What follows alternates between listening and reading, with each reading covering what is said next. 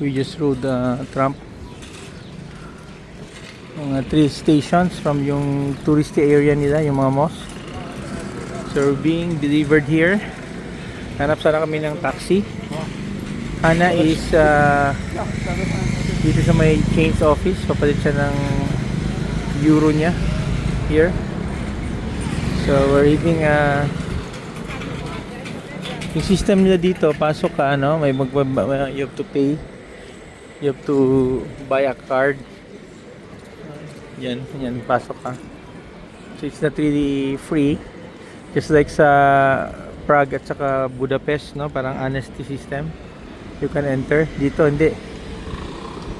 Unless na i-cross mo yung street, no? So here yung area.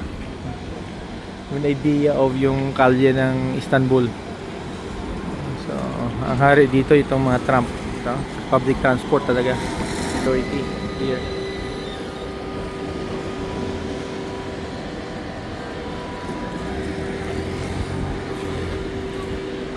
So Hana is changing yung into Turkish lira here.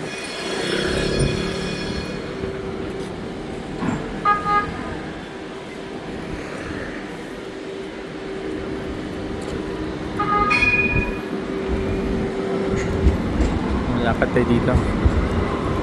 Area. May dito may oh, maganda. Upuan, may sandig. Ha? Okay, upo muna kami dito. Chill. Dito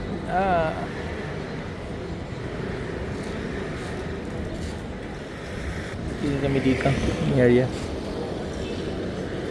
Super init, but may upuan, may mga designated na stops. May kabayan dito, oh.